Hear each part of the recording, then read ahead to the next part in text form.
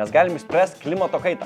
Tiesiog iš oro reikia ištraukti CO2. Ir šiaip tai yra paprasta, yra galima, yra paprastas procesas, bet yra viena problema. Šiam procesui pasiekti mums reikia paprastų statybinių kalkių. Šitas kalkės sumaišius su vandeniu mes gauname tirpalą, gesintų kalkių tirpalą.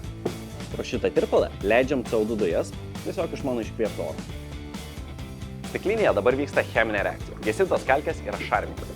CO2 ištirpęs vandenyje sukuria angliarūgštę. Rūgštis reaguoja su šarmu, mes gauname kalcio karbonatą. Šis vandenyje nebėra tirpus ir sukuria mažus kristaliukus, kuriuos mes matome kaip rūką.